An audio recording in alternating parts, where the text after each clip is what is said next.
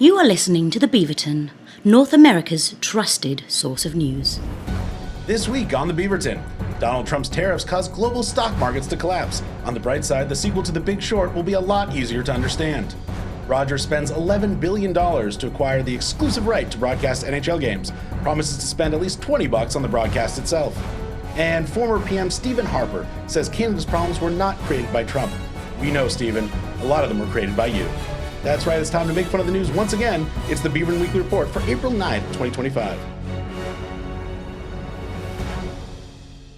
Welcome to the show, everyone. So glad you are tuning in. There is so much to talk about this week, and all of it is bad, but we're going to make it fun. My name's Luke Gordon-Field, and I am joined, as always, by my all-star panel of comedians. This week on the program, we have two of our regular panelists, both of whom have been tariffed by Trump at 50%, MacKay and Clare Blackwood. I have? Bad news. Oh. And also on the program, our first special guest of the relaunch podcast, He is an award-winning podcast host of Talk from Superheroes, a producer of numerous other podcasts, including literally this one, and a brilliant stand-up comic who will be recording a comedy special at Toronto's Comedy Bar Danforth location on April 16th, Andrew Ivimey. Hello, thank you for having me. Anyone who wants to come to that taping, please show your passport. You'll be tariffed appropriately. Yeah, how's getting real specific with the tariffs? Like, how's Myanmar doing versus the EU? Is there like a distinction? Lately, I've been just kind of rounding them all down to 0% at my shows, but there's anywhere between 0.001 to 0.003, but I've just been kind of flying fast and loose. Don't tell the government. Well, that's fair. Comedy is universal, after all. Sorry. Our top story. What jokes has Myanmar given us lately? I don't know. It's a fun name to say. Yeah, that's true. Yeah. Our top story, we have made it all the way to episode 4 without leading with him. We're breaking our streak. Donald Trump. Donald Trump has unveiled tariffs on literally everyone except Canada and Mexico for a change. He reversed it. It was all us and now it's none us. There was baseline tariffs of 10% on every country. The EU, for example, got 20%, Japan 24%, Vietnam 46%. So pretty goddamn high tariffs. Why do you think Canada was left out this time around? Oh, Carney said something fucking crazy on that call. We don't know what he said, but it's fucking nuts. You know, like, okay, you know when you are a person who says crazy shit, like me, when someone else has said something crazy because you see who they said it to and the look in their eyes is just like terror. And that interview on that plane afterwards when he was like, yeah, Canada's their own nation and everything, Carney might have cocked a gun and said, like, I will fuck your dad. Do not. Don't stop it. Like, I know, as someone who's threatened to fuck someone's dad before, that came up. Wow. That came up. We're getting some of the colorful backstory of your life throughout this. So which if you have children listening to this podcast, get them out of the room. That was a mistake. Yeah. You fucked up right from the beginning. Okay, hold on. That's on them. That's on them. I'm not putting that on Megan. That's on them.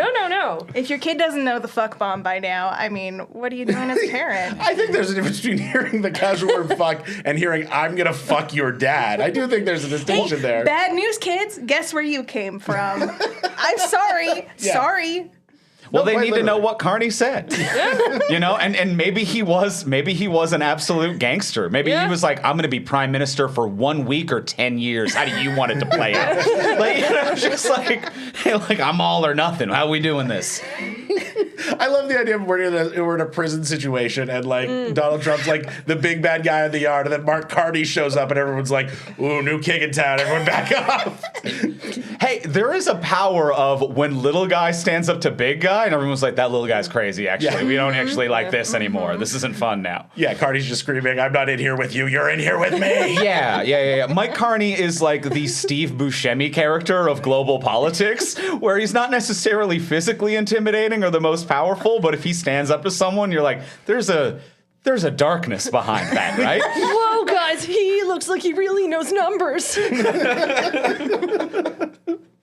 It's so much more plausible than my answer, which was just we stayed really still like the Jurassic Park dinosaurs so he couldn't see us.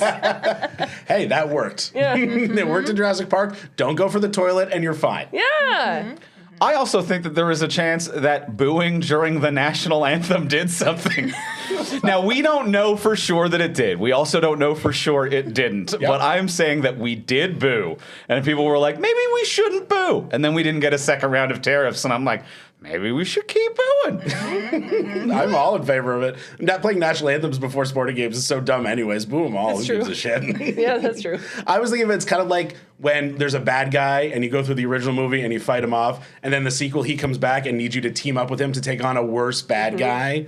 And then Looking it's at like you, Fast and the Furious. yeah, exactly. I was thinking Blade 2, but both work. And it's like, you think I'm bad? Check out this guy. Also, I'm definitely not going to betray you in Act 3. It's fine. It's fine. It's fine. There's definitely not going to be a reversal. Yep.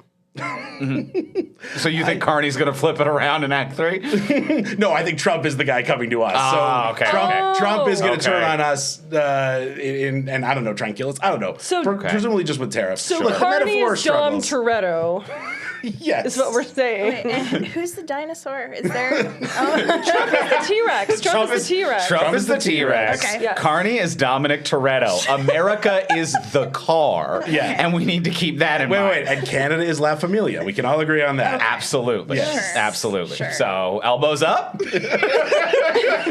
And Corona is the Corona. The Beaverton elbows up. podcast, sponsored by Corona. The virus, not the beer. It's coming back. It's coming back, Never baby. left. I do want to talk about where we are, not do a full recap of like the financial week that was, but I think it's worth pausing just for a moment to talk about how truly obscure some of the places are that Trump announced tariffs on. He put tariffs on some countries. I guarantee you he does not know where those countries are, or no. some of them aren't even full countries. He put Lesotho at 50%, the Herd in McDonald Islands at 10%, and Saint Pierre and Miquelon at 50%. Does anyone know what the U.S. even imports from those places? Listen, penguins have a surprisingly sophisticated weapons manufacturing industry. How dare you say otherwise? I mean, yeah, it checks out. I mean, they're always very vicious looking to me. I went to the zoo this weekend and watched them swim, and it was delightful. I love this. Yeah. What a blessed life. Yeah. The world burns, and Luke's just looking at penguins like Wait. the villain of this all. Wait a second. Staring at them being How like, did going "I'm to the gonna zoo become tariff like you." the height of luxury? Looking down at my ivory tower. You know what? It's not the height of luxury, but when you come into a podcast, you're like, we all noticed the world burn this week. I was at the zoo, but I would like to talk about how bad things have I gotten. was shopping for tigers for my living room. Look, I have a 7-year-old and a 2-year-old, and the science center closed. There's 3 places to take them, and one of them's the zoo, and it was the zoo's turn. It was the right call. It was Yeah, good. it That's was all. great. The zoo's great. Yeah. Sorry for flaunting my extreme wealth and extravagant lifestyle with my family pass to the zoo, but that's just how I roll, guys. Well, you did not drop the family pass Whoa. on until right Wow. now. It's much cheaper that way. Is it cheaper? It's much cheaper. Kind of sounds For a like, family of 4, yes, it is much cheaper. Kind of sounds like family. Like, is there a word gold in the middle there? Like the family gold, like the platinum gold. Yeah, I mean, I get to pass. eat one of the animals a year, but that's not related. I just do that. And this type of behavior is why, if you look really closely at the chart at the bottom of Trump's tariffs, it says Toronto Zoo specifically. So he is tracking these type of things. So you've got to keep that in mind. But yes, some truly absurd ones on the list. Like St. Pierre Miquelon is like, because I'm from Newfoundland, I went there on a field trip once in like high school, and I'm like, I thought that Newfoundland field trips were 50% of their GDP. Like I didn't know. it's that and like and CBC and the new CBC television show, and that's it. Yeah, I was going to say the other one is just episodes of the middling CBC drama starring Alan Doyle. Yes. Yeah. Alan Doyle and high school field trips are 50%. Sorry, of Alan their Hocko, GDP. not Alan Hocko. Doyle. My Yeah, bad. yeah. Doyle will show Doyle. up. If you see Alan Hocko walk into a room, you're going to see Alan Doyle a few steps behind. And right behind him is the guy from 22 Minutes, Mark Krish. I Krish. forgot his name. Sorry. Also, he was on a show called Republic of Doyle, so that's mostly on him. That's mostly on him. If you're from a place where there's a famous Doyle and you star of a show called Republic of Doyle, people are going to mix you up. There's also one of the islands that was tariffed is Norfolk Island, and which is an island off the coast of Australia, and it doesn't have a premier or a prime minister or governor. It has an administrator. That's how low this island is in priorities. The administrator, George Plant, who like someone, probably went from like never hearing from anyone about anything, getting like 1 million phone calls to like, how does it feel to be tariffed? And he was just like, we don't export anything to the United States. I have to look into it. but that's all I know. And then he was just like, I'm going to go now. Goodbye. Well, that's the problem, though, with Trump. He's like, all they do is take, and they don't give us anything. So we're going to tariff them, because that makes sense. That's what his brain does, because it's full of worms. Well, in like Lesotho, the reason it's a 50% tariff is because they have a lot of diamonds, right? So the U.S. buys a lot of diamonds from them, and Lesotho does not have a lot of money, so they don't buy a lot from the U.S., and that's how we kind of ended up in this position where someone on Lesotho is just like having a really bad week right now, and that's kind of not their fault that all those diamonds grew there. Grew. Developed? Growed? We're birthed. Mind there. Mind. Mind Got it. there. Nailed And if it. there's one thing we know about the history of diamonds in Africa, it is impossible to say the diamonds came from a different country than they actually did for the purposes of avoiding tariffs and or regulations on blood diamonds. So everything's fine. Sure, yeah. I feel like maybe that wasn't as common knowledge as I thought it was because everyone's just staring at me like, what are you talking about? No, I'm nodding. I'm nodding and smiling. I agree. I understand. Well, the other reason it got 50% and St. Pierre and Miquelon got 50% is because the way the Trump administration calculated the tariffs of the other countries, they said it was based on tariffs they were charging, which was complete bullshit. And then they came out with this very complicated looking formula with a lot of like random algebra-esque symbols, like the pi number and like a lot of X's and Y's. And it took the internet about 5 seconds to figure out that the way they calculated these tariffs were take the trade deficit with a particular country, divide that by the goods imported by that country, and then divide that number by 2. So, for example, with the EU, the trade deficit is $235 billion. Divide that by 605 billion imports, and you get 39%, which is what the U.S. now claims the EU tariffs U.S. goods on. And then you divide that by 2, and you get a 20% retaliatory tariff. This is what happens when you just kind of like, your whole mantra is fuck elites and fuck the woke academics. Your smartest thinkers are people who think they can just put a bunch of algebra and pi symbols out on a board and no one will figure out they've just done long division the whole way through. It's so ridiculous that I don't even have a joke for it. It's just like, these are the people in charge of the government. Yeah. They're just doing this. Yeah, it's bad will hunting. It makes no sense. It is someone in a government building walking by a whiteboard with a bunch of algebra on it, and they go, wait a minute. And then they just let out a loud fart, and someone goes, that's the guy. Let him make the decisions. Oh my god! It's like this is like how I convinced myself that I could eat junk food. That's how bad this is. It's looking at my Fitbit and being like, well, I did 2 push-ups today, so I think that means I can eat 2 Big Macs. That's how that math works, right? Like that doesn't. None of it makes sense. I don't understand. I can't eat the Big Macs? Yeah, yours does make sense. As a treat, you deserved it. Yeah, So in your right. scenario, you deserve it as a treat. Oh, I'm so validated. In this scenario, America did -2 push-ups and does not deserve a treat. Fair. Yes. But they calculated that McDonald's had charged them for 8 push-ups. Yeah. So divided by 2, it was That's 4. Well, McDonald's hasn't given them any push-ups, so therefore you need to. Yeah. No, you just don't understand math. Oh, I'm I'm sorry. pretty sure the issue is you don't understand my math. Now, I'm pretty sure. Now, what bums me out about the fact that these numbers and decisions all just kind of came from ChatGPT is that ChatGPT, it just grabs a bunch of, and all these like large learning models, they just grab a bunch of crap from the internet, pile it into a buzzsaw, and shoot out just some regurgitated garbage. And that tells me the fact that Canada wasn't added to the tariff list again this week, that I'm like, we're just not even talked about enough on the internet to be warrant ChatGPT putting us on the list. That like, really? Come on. We need to get more Canadian buzz on the internet. Come on. Why are we not getting on this ChatGPT list? I wonder if he just thinks that he's successfully like smushed us into the ground with the whole fentanyl tariffs. He's like, I've taken care of those egotistical Canadian moving assholes. on. Moving on. I feel like that's probably the most realistic reason. Yeah, like 1 punch and we're down for the count kind of deal. Yeah, even though he retracted the punch. Absolutely. Yeah, you might not be wrong. I mean, it's fascinating to all of a sudden be on the outside looking in of this, where we're like, we were in the ring with this guy, to continue the boxing metaphor, and we're just punching, and then all of a sudden he's just like, I'm gonna go hit this guy, and we're like, wait, what happened? Yeah. We're like, okay, I mean, it is better, but the thing is, we're not really exempt from it all because, coming to where we're at today, a week later from when the tariffs were announced, we have seen just the global markets in an absolute free fall.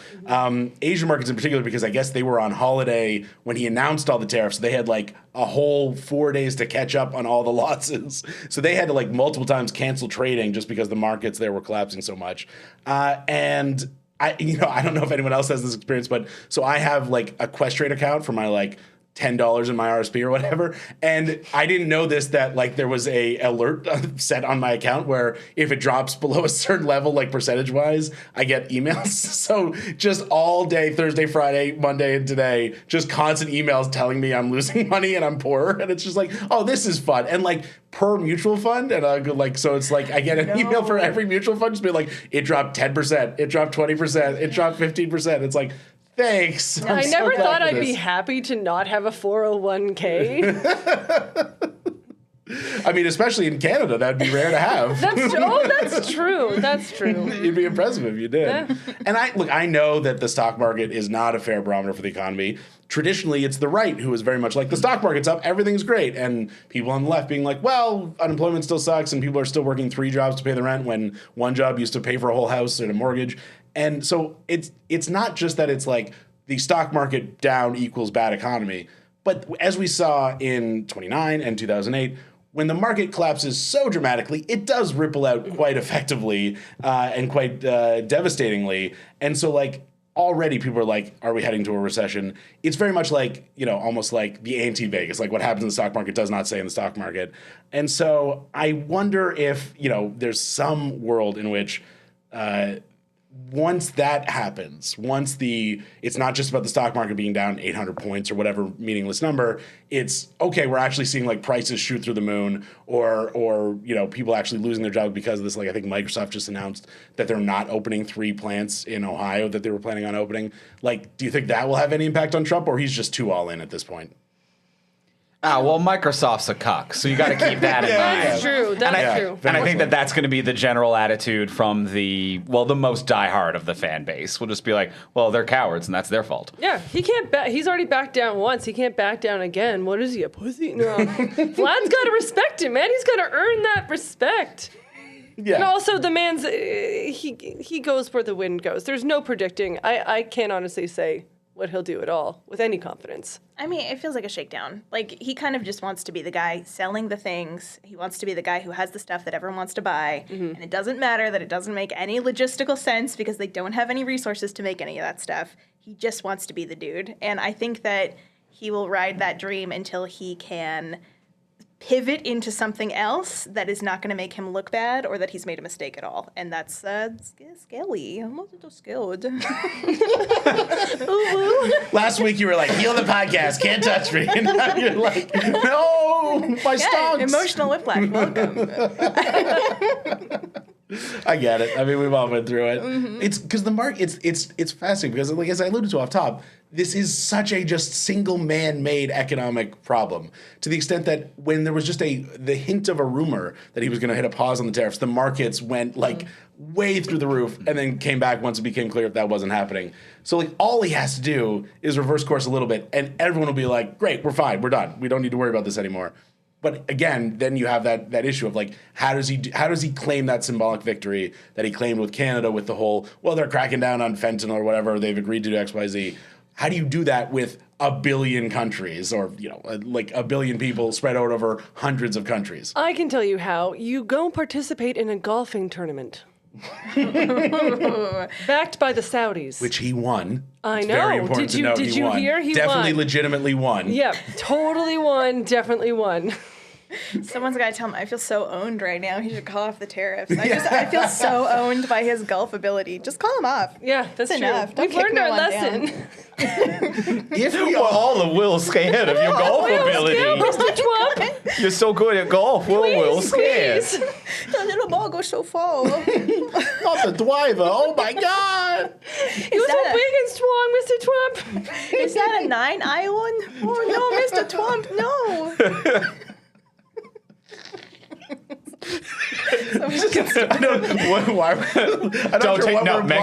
Megan, don't take your foot off the gas. Keep it going. This is working.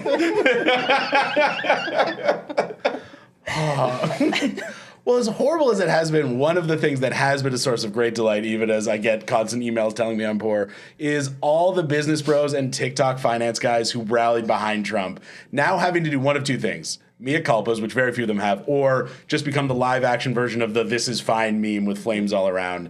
And some of them are just like, it's fine, it's negotiation, it's going to come back. And then some of them are so like, if Trump says it, it's right. So then I have to reverse my whole worldview to justify how Trump is right. I saw this guy, the far right guy, Benny Johnson. If people are online, you've probably seen some of his insane work. And he came out on his show and he was like, I mean, losing money doesn't cost you anything. Yeah, he said it multiple times. In the words of, like, you loser cucks, what do you think? Money's worth anything? Like, I mean, it's the definition of losing something. you but can't see Andrew's face, but it's, like, what? Yeah, Andrew's trying to do some math in his head. That's not just long division. Sadly, the math in my head is still just long division, which is why I can't make sense of it. Hey, in your head, long division's pretty hard, all right? That is true. Yeah, the Trump administration got to write it down. But yeah, so like that idea that like we have gone from, and I can't believe it has been 3 months since Trump was sworn in. It's only been 3 months, not even. And so where we're at, it's gone from Trump is going to bring the economy, like American Renaissance, the economy's never going to be better, blah, blah, blah, to, I mean, what's even money? Who cares if you have money? Who cares if you can feed your family or live? I mean, the important thing is manufacturing's coming back to America eventually, maybe. Well, robot manufacturing too, where it's exactly. like you're gonna be the guy who fixes the robot, who screws the screws into iPhones that you can't afford. It's like, that's great, good. Kids used to want to be like lawyers and teachers, and now they want to be robot screw kid. Like, what is going on? I believe Jon Stewart referred to it as robot fluffers. Yes, he did. Okay. I like that. We're gonna lube them up and get them ready. Yeah. Yep. No, and I think that's the thing that's such a immediate like push, like or immediate like rug pull, where it's like, we're going to bring manufacturing jobs back to America. It's going to be like it was in the 60s and 70s. You could go to work on the line for 7-8 hours, come home, you have a car, a house, et cetera, et cetera. And immediately, the second they put in place the efforts to bring manufacturing back, it's, well, the jobs aren't going to come back. We're just going to do it all with robots. So you're still going to be unemployed, or you're going to be one of 5 robot service technicians or whatever. And now here's how to make 3 whole meals out of potatoes. Yeah. And you're going to be so proud that the meal-making robot is American. Yes, exactly. That's the thing. It's like it's going to be American robots making American iPhones that you exactly can't afford. And I guess it's just the idea, the appeal of it is the psychological satisfaction of like, you're still fucked, but the guy in China who took your job is also fucked now. So yay, America, we won. Yeah. We salted the earth, but as a nation. Yeah, it's American salt, God damn it. Taste that salty soil. We did that, boys. Lick that salt off that boot. Table salt, none of that hippie kosher salt bullshit.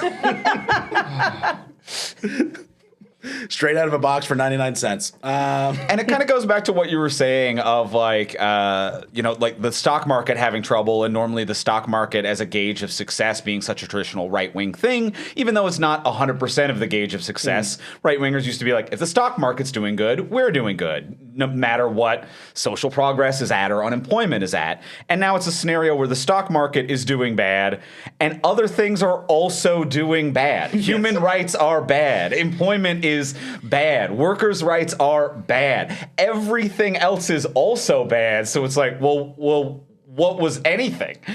What was any of this? Yeah, we don't even get the pleasure of seeing Green Line go up. I would love Green Line go up. I would love Green Line go up. Yeah, it's so much better than Red Line go down. Red Line go down hurt. Yeah, Red Line go down sucks. I hate it. Yeah. I never look, but every time I do, I'm like, Red Line go down? Fuck that. I think, but coming back to the defenders for just a quick sec, and why do you guys think are people so determined to pretend there's a method to Trump's madness instead of just accepting it for the madness it is? Is it just confirmation bias of I supported this guy, therefore he can't be wrong because that would make me wrong? Is there some like just 4D chess internally going on? Why are people so determined to believe Trump has a plan here when there's no evidence he does? I think it's because a lot of them like what he's doing. I think that's it. I think a lot of people voted for the worst of Trump's policies when it comes to hitting the people that they don't like, the immigrants, the people of color, the queer people, the trans people, the women. They don't like them, and they're willing to take the economic hit if it means that we're going to get them to El Salvador. I truly think there is an evil rot in America. Not just in America, but going on especially right now, and I feel like we've just seen the mask come off, and I feel like they're willing to, like, take a couple $1,000s out of their 401ks if it means getting rid of what they deem undesirable parts of America. That's so dark. I'm sorry. No, I had to say it. I completely agree. Yeah. Yeah. That's all it is, I think, for me. Yeah, I think it's I'll more than happy to get cut if it means you bleed a lot. Yep. And I think I'm talking about the hardcore Trumpies here, not necessarily every Trump voter, but like the hardcore, the MAGA guys, the people who have all the far right podcasts and stuff that just are the industry of Trump that Trump has built up since 2015 when he started running. I completely agree. They are more than happy to throw the baby out with the bathwater, and just as long as they get to watch, liberal snowflake tears, nothing will change their opinion of Trump as long as he's hurting the people they don't like, even if they're getting poorer and less well off by the minute and by the second, which they apparently are. It's a fascinating thing to watch, but it is. I think you're exactly right, Claire. There's no hiding the darkness of it. It's just one of those things where it's like it's almost unbelievable, but I don't think there's any other real explanation for it, other than some people are just real dumb. Or counterpoint, people love people who cheat at golf. They're like, gimme. I love watching people cheat. You birdie? Yeah, sure. Write that down. I don't care. It's fine. I get off on you lying about your golf score. I visibly saw you going in the water on 4, but sure, you eagled it. Why not? Yeah, there's probably at least 1% of Americans love cheating at golf. Yeah. Yeah, I think that's fair. I would also love to hear you describe more about golf because I know you know so much about it. I love it. I love it at golf. Oh yeah, you swinging that bogey. I love it at golf. You love it at golf. I love it at woods. Love it on the hole. Oh, the holes. We've had a complete psychological break of one tell me about golf question. My new character, Cajun golf fan. All right, I go on ahead and that golf now, Bob. I love it at putter. Very good. I'll say. Wow. Cajun golf fan and scared whittle politic baby are some two new legendary characters coming in hot this episode. Look over William Lyon Mackenzie, because we've now got politics baby and Cajun golf. I came into the studio today thinking I was going to build something good. And you have. And you've succeeded. This is your legacy. Yeah. Oh, that's sad. That making me sad. Yes. I thought it was Italian at first. Me too. The Cajun was a surprise. Surprise to me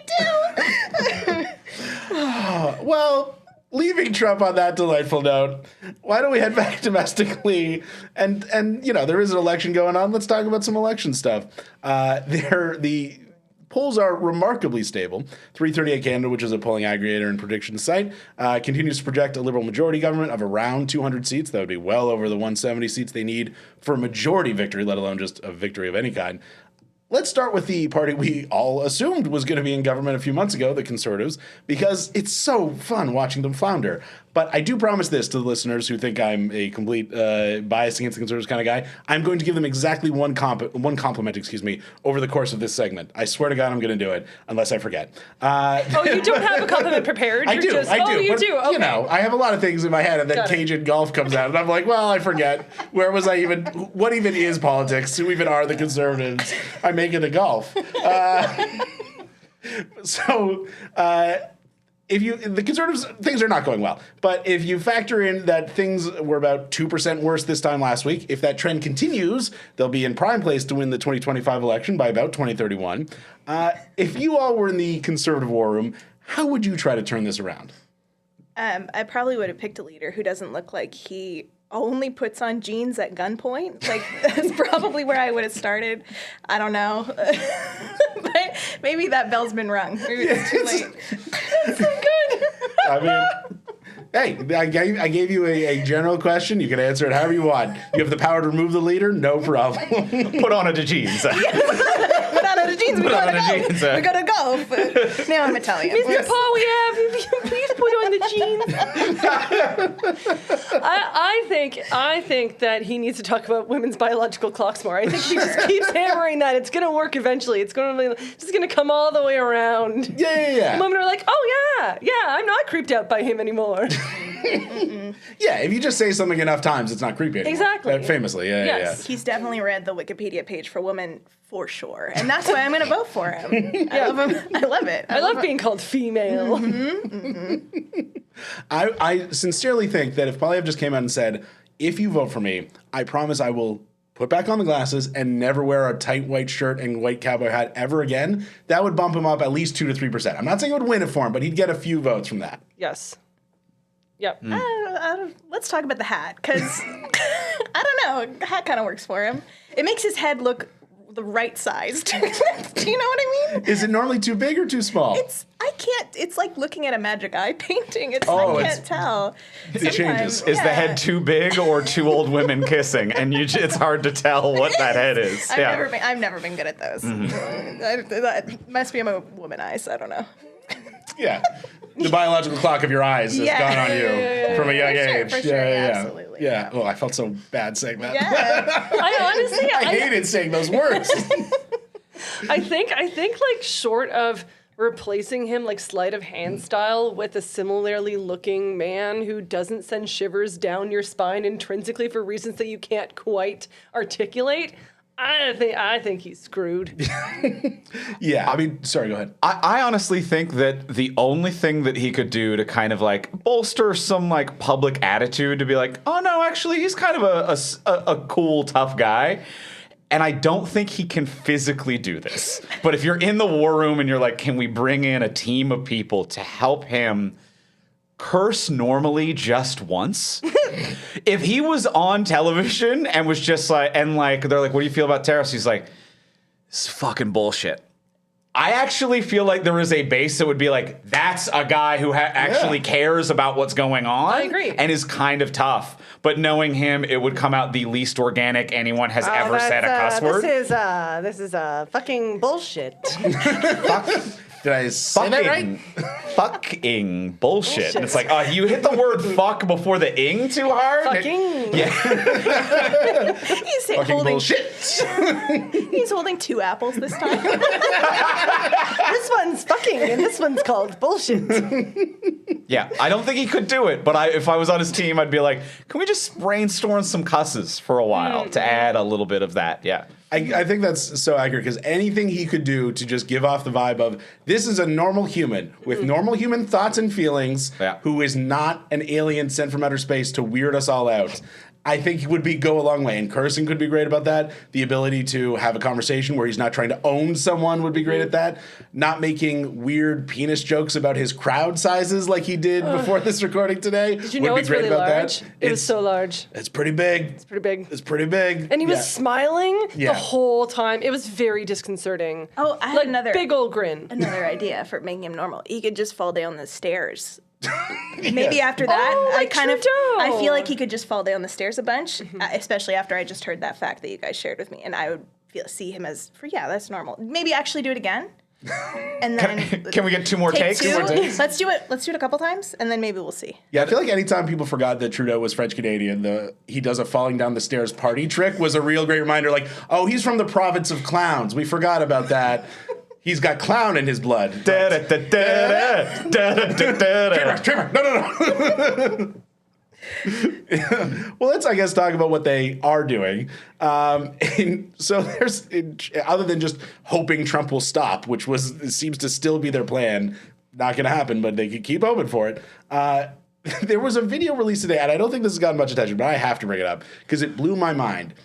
Polyev put out a video today where it was him at a racetrack in a sports car with his wife, racing a car, not against anyone, just driving around a racetrack kind of fast. And we're talking like expensive cars. Like expensive cars and expensive production quality. They had aerial shots. They had multiple in-camera shots. They put real money into this. And it's like a 2.5-minute video. It's on all the social media. The whole time, I am just waiting for him to tie this into some kind of policy or announcement. Like, how does this tie into road construction, or we're going to make more cars at home, or something? And he just races a car while having light banter with his wife, who seems very confused what's happening. And then it just cuts to Canada first for a change with a shot of the flag as he drives around. So I think he just wanted to race a car, and he spent millions of the Conservative Party's dollars to race a car, and then they put that out as some kind of like commercial to justify it. I think he said something about the lines of like change comes rapidly or something. He did make some stupid pun about going fast, but it was baffling. I love it. It's the most divorced dad midlife crisis thing I have ever seen in my life, and he is neither divorced. Actually, no, he could be going through his midlife crisis, but he's not divorced. It was baffling. Might be the stupidest conservative ad campaign I've ever seen. Wait. Against a horse or what? No, he's just racing a car. Okay. He's just He's just riding around driving the a track. car on a racetrack. He's not racing anyone, but it's a goes real racetrack. fast. Okay. But he drives presumably fast, although there's literally no metric to measure it by. Oh, on the dashboard it says 74. Oh, kilometers? That's not very No, but his hands are gripping that wheel like he's going 200. It's objectively quite slow. That's slower than the speed limit on the Allen Road, not even a highway. Oh, the horse could clear that for sure. There was no horse, you're telling me. It was just that's not a race. That's a guy going for a drive. Yeah, sorry. there were like it's multiple a racetrack. cars. Yes, but the other cars are clearly just the filming cars. They're not they're not racing him. No. There are other cars and no horse. What is this? I'm not sure where the horse came. You're so hung up on horse, and I love it. That is I'm what like, did I racing is. say the word horse? Racing is horse. Yeah. Car is NASCAR. That's different. That's not a race. That's not NASCAR isn't a race? a race? That's boy go fast in circle. That's different. I mean, you've betrayed your Cajun roots already, because the Cajuns love it in NASCAR. I love it in NASCAR. I think there should have been a horse. I mean, I would be fine if there was a horse. It just, there wasn't. And I can't convince you of that. At least if there was a horse. God damn it, guys. If there was, we're on this now. Yeah. If there was a horse, would it make sense? No. But could it be argued that it's a metaphor of some kind? He could be like, the horse is Mark Carney. This is me. Look how much faster I am than him. Even if he didn't say that, I would be like, what kind of Lynchian dream? Like, I'm kind of on board for that. You know what I mean? Like, Polyev is racing a car against a horse, then goes into a diner and just starts dancing to nothing. And the horse is like, it is happening again. The horse talks. The horse does talk. Obviously. And then conservative. And just, that's it. That's the ad. I would love that. Legitimately, I would laugh so hard. That's the ad. Yeah. Honestly, that'd be better than what they came out with. Sure, a lot of people who don't know David Lynch's work might be very confused, but for the 3 to 4% of us who do, who will never vote conservative, we'd all get it. Yeah. Sure. Yeah.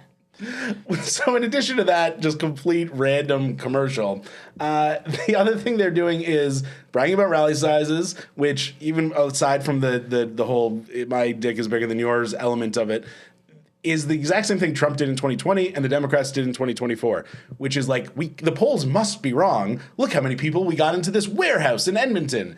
And it is, I'm not saying it's meaningless. It's a sign of energy. And I'm not denying that there are, let's call them 30% of voters who love Polyev and the Conservatives almost as much as they hate Trudeau and the Liberals and are excited to go turning out for him. And then there's probably 4 to 5% that are like, okay on him. And then there's 65% of people that are like, we will not vote for you no matter what. And obviously we're not coming to your rallies. We're not necessarily going to Mark Carney's rallies, but we're definitely not voting for you. So the idea that rally size guarantees that the polls are wrong is such an absurd bit of logic. But I guess when you don't have anything else, it's the thing to default to. I mean, it worked for Trump. Yeah, I mean, with Trump, like, don't get me wrong, the polls were for the most part wrong, but there was also like with the rally size thing, it was a sign that it was like, okay, people love this man, and he's he's a circus performer, he's a fascinating character. But then in 2020, his argument was like, well, Biden's in his basement and I'm having these 20,000 person rallies, even as the polls showed he was like 5, 6, 7 points down. The polls ended up being tighter than he said, which very much could be the case in this election. The Liberals might probably not win by 12 points the way a lot of polls have them are. In fact, I'd be shocked if they do. Mm-hmm. But that doesn't mean the polls are so wrong that the Conservatives are actually winning, is, I guess, my counter to that. But what else is he going to say, right? He's not going to go out and be like, my crowd size is okay. Yeah, he's not. It could be better, but Wish there were more horses here. Yeah. famously, Canadians hate when people are humble. We're a people of braggadocio and bravado. We never like a humble guy who just goes about his work and does his job. That's why not we're all the the best ideal. podcast on the internet.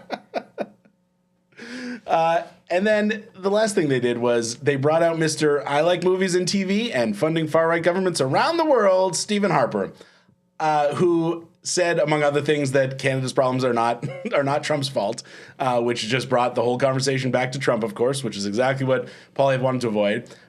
But even if he hadn't committed that kind of, snafu or whatever, do you think there's a single person who will vote for Poilievre who wasn't planning on voting for Poilievre, who will now because Stephen Harper endorsed him? Like, what does that get you, if anything?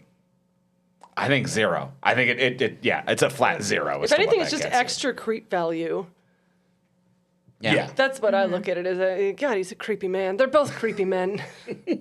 And I get that for some people, obviously Harper was in power for a long time. He was in power just as long as Trudeau. So I get, obviously, he had some appeal. I don't understand it. I never will, because I feel the exact same way about him. But I do get for some people, there was, in the mid-aughts to mid-10s, there was a certain ability of Harper to at least get elected. I feel like since then, his vibe, and especially his work legitimately creating this, maybe a lot of people don't know about, but this weird, shady coalition of right-wing governments that he has an organization that funnels money to is maybe not the most endearing characteristic of a former PM. Like, Jimmy Carter built houses. I don't think people know about that. Yeah, okay, fair enough. I didn't know about that. Yeah, fair enough. But even outside of but even in a neutral scenario where you don't know about that, it's not like he's the hero we've turned to in dark times. Yeah. Even for people who did vote for him, at no point has there been a tough moment, even during everything that the right wing might align with, whether it be trucker convoys or whatever it is that going in. At no point is anyone why won't Harper come back to lead us out of the dark? A phoenix arisen? Yeah. They're just we're just kind of doing the things that we want to do on a moment to moment basis, and have never thought about Harper. No. The second he left their mind to begin with. Yeah. Mm-hmm. Yep. Well, okay, so he was in office 2005 to 2015, right? Those are the Harper years. It might have been 2006, but basically you're right. Yeah. So his big claim to fame, possibly, he had several that he would probably say were his, would be the financial crisis, right? Getting through the 2008. And sure. that was Carney. Yes. That was Carney. So bringing up Stephen Harper and being like, hey, we were in power for 10 years, and the guy who did the one thing that you might actually remember is on the other side right now, seems like a crazy choice to me, but, Awesome. Awesome. They're just really going to hope that nobody notices that. Awesome. I like it a golf. Awesome. Yeah, I mean, it's for sure the financial crisis, and then I guess the Vancouver Olympics would be his other big thing, but he didn't. I mean, all he did was show up. He didn't organize them or anything, so I don't know what credit he would get for that, if anything. And then he was just kind of there for a while because he was running against Ignatieff and Dion, who would trip on a rake and then shit themselves every 5 seconds. Kind of two wet fart. From two wet farts of men, or whatever you want to call that. Yeah. One more academic in flavor, and one more fun little businessman. But sure, that's cute. That's adorable. We'll call him right now and see what Stephen Harper has to say about his accomplishment. I'll get on my Harper bad phone and give him a call. Yeah. We met at the zoo. He likes the penguins too. Of course you met at the fucking zoo. Oh my He God. was eating a penguin. That was his animal to eat. I mean, it's a good choice, but you got to go with those African buffalo. Those are pretty tasty. They might be. I don't know. The flip side of that is that the Liberals, obviously the Conservatives are down in the polls. They got to be down to someone. It's the Liberals. But do the Liberals at this point need to do anything, or is it fully better off if Mark Carney just sits in a basement eating potato chips for the next 3 weeks until he becomes elected prime minister? No, I think he's got to keep talking. He just has to keep talking broadly. you've got to keep Mark up there looking like the love child of two banks and just being like, hello, I'm here, I'm stable, I'm calm. I wouldn't even go so far as to talk about funding the CBC. That's too divisive. I would just put him up there, just say, I'm not Poilievre. Mm-hmm. You got to keep him talking. You got to keep him in the public eye, because that way you coast on what he's got going on. Otherwise, Pierre will shove himself back into the limelight. I agree to an extent. I think doing like broadly appealing things, like he announced those national parks, like 10 national everyone loves trees. The only people who he's missing the Lorax vote maybe, and that just sunk the Lorax vote for him. Like he just needs to be as broad and popular as possible for the next couple weeks, and I think they're going to coast into it. I hope. I'd still vote. You still vote. Oh yeah, this is not a dissuade anyone from voting.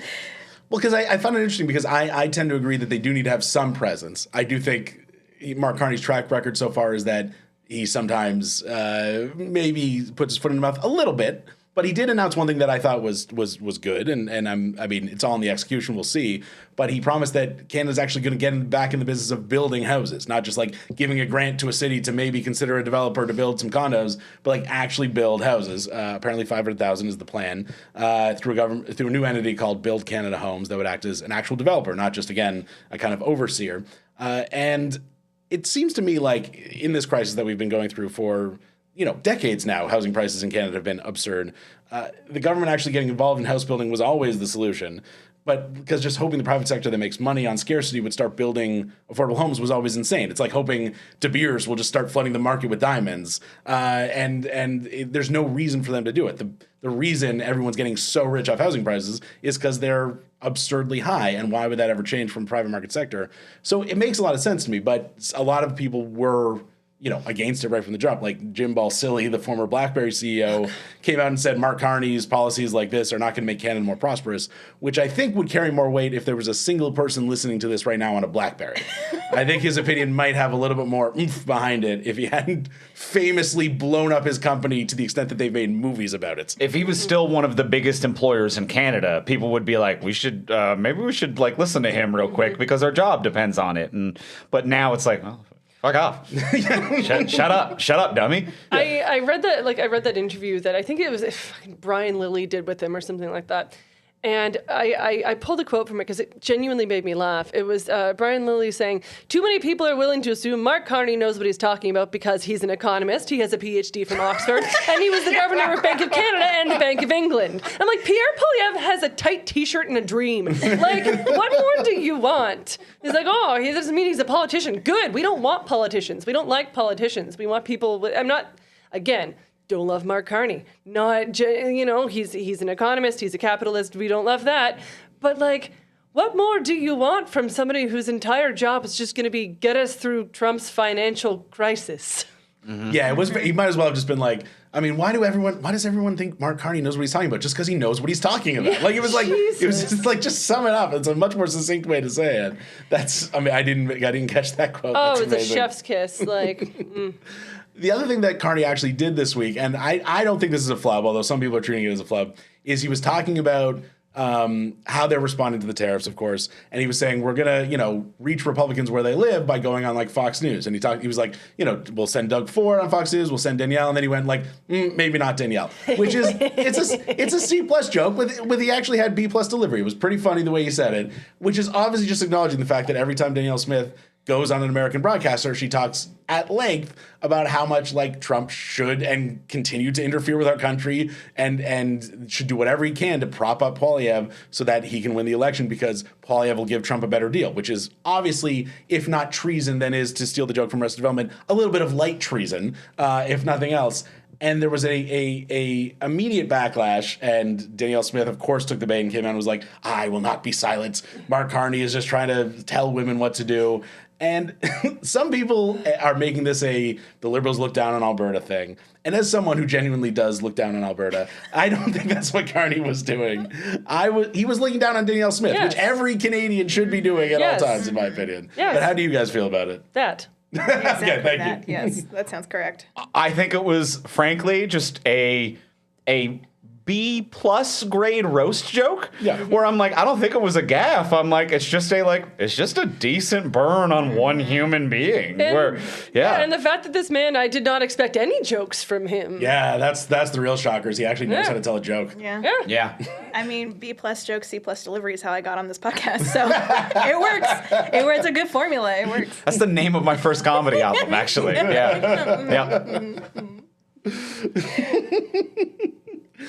And to wrap up things with Carney, and this is not as fun as the burn on Danielle Smith. It was not an interview, a report revealed that his dad was the principal of a residential school who had some truly horrific opinions on Indigenous peoples, which is shocking in the sense that it sucks, not shocking in the sense that a person of that time saying those things is not shocking. It's still bad. I'm not justifying it in any way. I'm obviously not going to repeat some of the things he said. He used the R word quite liberally when describing Indigenous peoples.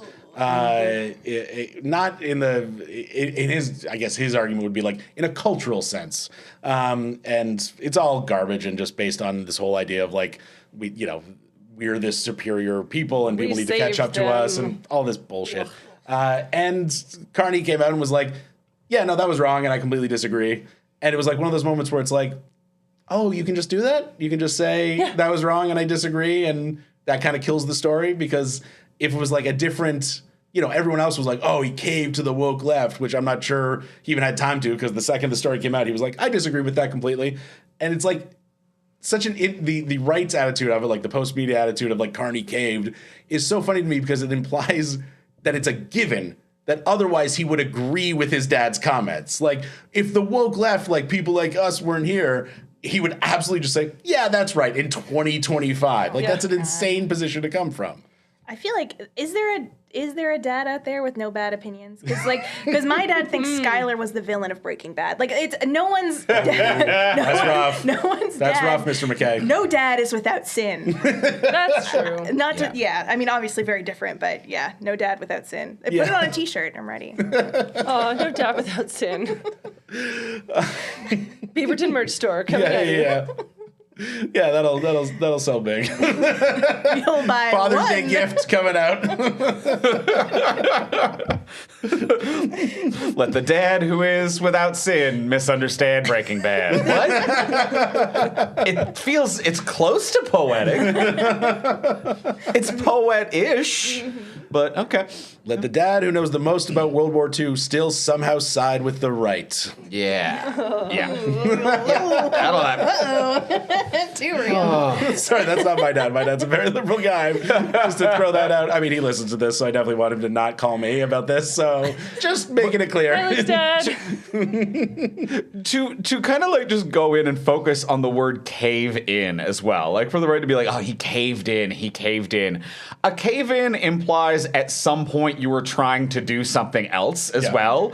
Like, because he apologized, for his father so quickly. It was with the speed of like, oh yeah, I've actually thought about this a lot before this moment. Oh, because his team prepped him. Yeah, absolutely. And or he heard his dad say those things. And it's like, yeah. And either way, it was just with the speed of like, oh yeah, I'm not behind that, never happened. And it's like, cool, that's not a cave-in.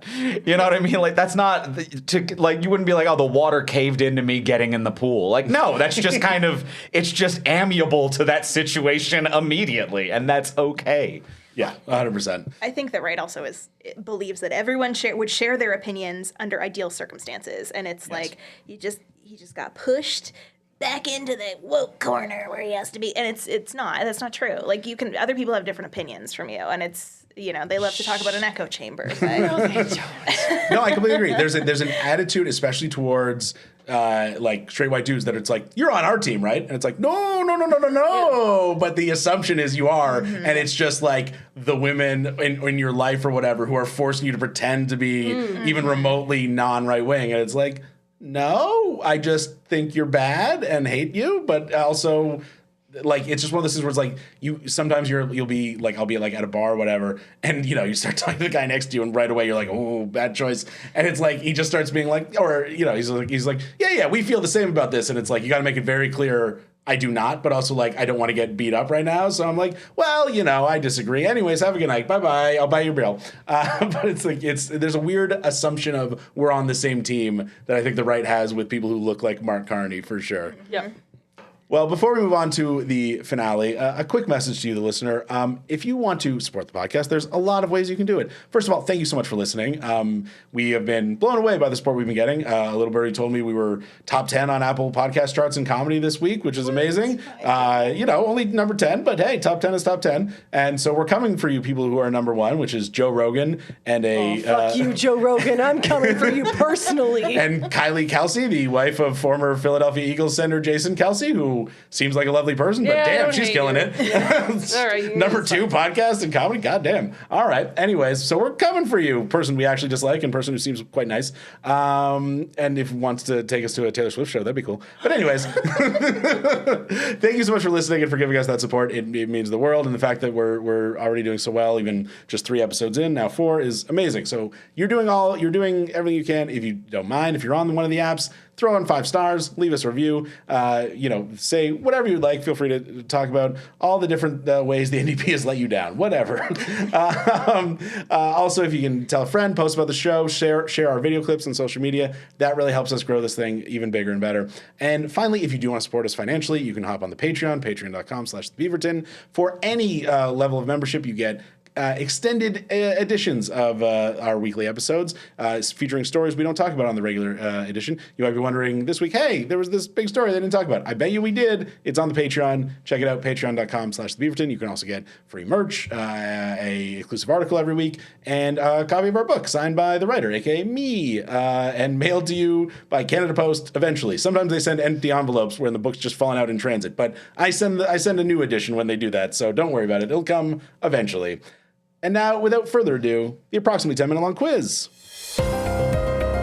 It's the approximately 10-minute long quiz.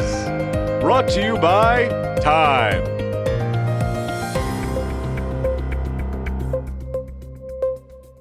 Every week, I put our panelists to the approximately 10-minute long quiz where I challenge them on their knowledge of some lesser-known news stories of the week. Our first question, panelists. Alex Ovechkin broke Wayne Gretzky's scoring record this weekend. Gretzky, his wife Janet, were in attendance to congratulate Ovi, but the Great One invited someone else to sit in the box with him, angering Canadians. Any idea who? A vegan poutine. Oh, that would piss me off. Yeah, I know. Yeah. I'm going to go with the Dark Lord Satan himself. That's a God-fearing nation. You know? Yeah. Yes, that would only anger Canadians. No one else would be offended by it. Excuse me. It's kind of a Canadian thing. America's Yeah, like, yeah. we love it. Yeah. I feel like Gretzky knows him. Yeah, I mean, probably that's where he got his scoring ability from. Yeah. He made a deal. He went down to the crossroads. Georgia. Yeah. Friend of, I don't know. The any devil other went down to the hockey rink. See, that's a hard one to one up. Yeah. I was gonna say Kevin O'Leary, like The Dark that Lord makes Satan. the Dark Lord Satan himself. Yeah, That's checks right. out. Yes. That's right. Kevin O'Leary, Caillou in a suit, the worst part of Dragon's Den. Just an annoying man to look at, see, hear, and know Boat anything with. about. You are. Yes. I will give a little clue. You are very much tacking in the right direction. It is not Kevin O'Leary, but you're heading the right way. Does anyone know the real answer? Caillou. I didn't mean it like that, but I can The Dark Lord Caillou himself. I think I do know the answer. Wasn't it Cash Patel? It was Cash Patel. Point for Yikes. Claire. For those who do not know, good for you. That is the new director of the FBI that Trump installed after unceremoniously dumping the former director whose term was not up. He was installed because he was at the forefront of the FBI's going after Trump unfairly movement from 2020 to 2024. So a little bit of backstory for those who don't know. Gretzky has been maligned for supporting Trump even as he threatens to annex Canada. It was a big story during the Four Nations Cup and afterwards. And he and his wife have given multiple interviews talking about how hard that was for him. And then he goes and does this and invites one of Trump's biggest guys to sit in the box with him at this moment when he knew all the cameras and all the attention would be on him. At that point, just own it. You love Trump more than you love Canada. Take your shitty wine and go home. I'm glad your fucking restaurant closed next to the Second City, even though I did like the chicken wings. But still, just fuck off, Gretzky. You can't have it both ways. You can't be like, I love Canada, and also I love Trump and his threats to annex Canada. Those are oil and water. And it then doesn't have work. your wife put out a letter being like, he's so sad. He's Yeah. so sad that people are mean to him and saying he doesn't like Canada. Yeah. What? At some point, you can't have it. You can't have both. Pick Trump or pick Canada. Do it one way or the other. But this idea that you get to be omnipresent, like just constantly talking about how much you love Trump and showing you love Trump, and also being like, but also I'm from a small town called Brantford and I just love the ice and hockey and growing up with my dad Walter. And it's just like, nope, doesn't work. You can't have both. Sorry. Next question. Point to Claire. Next question. The residents of Drumheller, a small town in Alberta, are trying to save a 25-meter high statue from destruction. They have 28,000 signatures on their petition. What is the statue they are trying to save of? A fuck Trudeau flag. Daniel Smith getting stomped by a brontosaurus. Ooh. I would save that statue. Hell yeah. Yeah. I think it's Albertan bonhomme de neige. Is that a thing? It's like bonhomme de neige, but like slightly different racist opinions.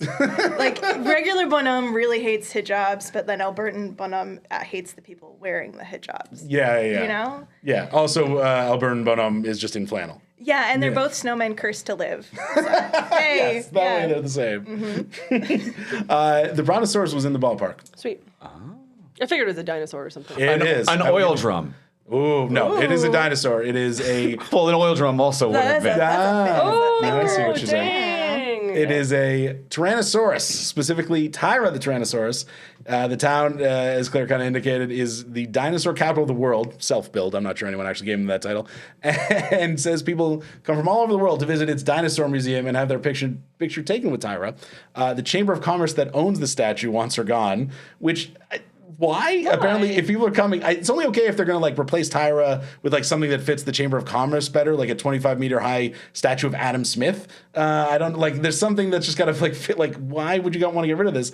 There's also in the town an extinct reptile riding a motorcycle, a triceratops in a frilly dress sitting on a bus bench. Sorry, guys. You want to take that again? No, fuck it, leave it in. And another dinosaur wearing a fireman's hat and holding a hose outside the fire station. But apparently Tyra was a bridge too far. 25 meters is insane. I mean, that is 3 times the size of an actual Tyrannosaurus. So I'll give the Chamber of Commerce that. Oh, that's yeah. How big are they, though? They're probably pretty big. That seems like... What's 25 divided by 3, Cajun golfer? I love the math. Wait, can we get one more? I was rooting for you. We were all rooting for you for Tyra. Can we get one more? Can we just before we move on? For you. Yeah. We were all rooting for you. Thank you. I have never in my life. No, I love that. Now, I didn't realize until this bit of trivia that I had driven through Drumheller at some point when touring It was and cool. doing. Yeah, I just remember driving through because I remember the bus with the tutu one on it. I didn't see the giant T-Rex. I didn't see Tyra, but I remember seeing the bus with the tutu dinosaur and going, "What's that about?" And a comedian I was with from Alberta goes, "Some fucking dinosaur town." We just kept going. And that guy was the head of the Drumheller Chamber of Commerce. He was That like, but guy I'm is in Danielle power. Smith. All right, 2 points to Claire. Our next question. These have been quite long questions, so here's a much shorter one. What did King Charles do with a carrot this week? Oh, God.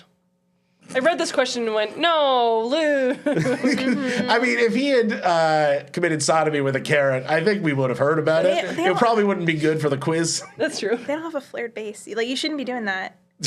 I'm just saying, in case listeners don't. Like it's going to get stuck up It's there? gonna Yeah. get don't. You're gonna have to explain it to some people in scrubs in a few hours. Don't. I feel like I have seen a carrot or two with a flared base, but it's a weird one in the bag of carrots. You know what I mean? Like, I'm not guaranteeing it, but I've dedefinitely taken out a carrot where I've been like, what's your deal? Okay, listeners, All right, listeners, kids. maybe. Maybe. You know what? Do it. I'm going to say... On behalf of the Beaverton, don't do it. Yes. And I'm from going to Severus. say... Jesus Christ. Sorry. He shoved it in the eye of a filthy common peasant who dared to ask for living wages. Ooh, what I'm gonna very say. good. I'm sure that's what he wanted to do with it. I Oh, can guarantee yes. that. Swallowed it whole like a duck. Oh my god, I hope so. Yeah. Again, into it. He's British, and you said it's unusual, an unusual carrot act. I'm gonna guess he seasoned it correctly while cooking it. Oh, nice. That would be my guess. Take it. Yeah. Stay down. All great answers and great jokes. The actual answer played Twinkle, Twinkle, Little Star on it. What? Was it hollowed out? So he was performing. He was playing with the London Vegetable Orchestra. The LVO, because it needed an acronym, features a mouthwatering selection of courgettes, peppers, potatoes, swedes, and butternut squash, accompanying a soaring lineup of carrot recorders, which are made by resident recorder-making superstar. Obviously, I got this off their website, Tim Cranmore. And believe it or not, if you want to book them for a party or an event, they are available. They I will bet they're perform. available. Yeah, shockingly, their calendar not full up. You can pretty much get them on 24 hours notice. The London Vegetable Orchestra featuring, I don't think normally featuring King Charles on the recorder, but that's what he did. This is the country that conquered half the world. What an evolution in skill from someone who clearly started by making an apple bong in university to be like, I hollowed out a vegetable to make a bong. And their parent was like, you can't make a living doing that. And they were like, oh, yeah. One day the king will play this. And I'll be the fanciest boy in all the land. I'll have a whole orchestra. And the king will come to my palace. Wait, I'll go to his. That's the way it works. Doesn't matter. So I didn't think anyone was going to get that unless you happen to have seen the story, which would have been impressive because it didn't travel much outside the UK. But, technically he's our king too with his recorder. This next game is Complete the Headline, in which I read you a headline that is missing some words and ask you to finish it off. Donald Trump's childhood home sold at deep discount after being overrun by... Classified documents? That's where he's been keeping them. Checks out. Hordes of ex-wives he's forgotten about. That's better than mine. I don't like mine. I said the ghost of Ivana Trump. That felt bad. She was buried at a golf course. Yeah, that sucks. I think you guys were in the same ballpark because in my head I was like, Claire did I was it going to right. ask, are these alive wives or very much Ivana Trump buried wives? Oh, mine are alive, and they're all just scurrying around. They're all Eastern European and they all hate him. Hey, why break the pattern of all his previous wives? Yeah. Does anyone know the real answer? It's exactly what you probably would have assumed. Cats. Donald Trump's childhood home sold at deep discount after being overrun by cats. The Tudor-style home was built in 1940 by Trump's father and famous racist Fred Trump. Trump was born there in 46. He lived there only for a few years, but it was bought for $2.14 million around the time of Trump's first term. And the idea of buying it for that much, especially, was that they were going to rent it out as an Airbnb for $815 a night. The primary bedroom, this is so gross, had a plaque on the wall that detailed, "This is where President Donald J. Trump was likely conceived." Shockingly, that didn't turn out to be a great investment. The home was abandoned and a lot of stray cats wandered in. So it's almost like, how in Berlin, the bunker where Hitler killed himself is now where Berliners take their dogs to shit all the time. It's a parking lot. Yeah. It's a parking lot where a lot of people bring their dogs to shit. It's like that, but in a much more organic way. It just happened. Wow. The cats deserve better. Yeah. I'm Problem Shanks, the Mar-a-Lago cat. The worst. Memories of where Trump was conceived here. Try not to picture it. His mom looked like what you think she did. Okay, and then our last question, also complete the headline.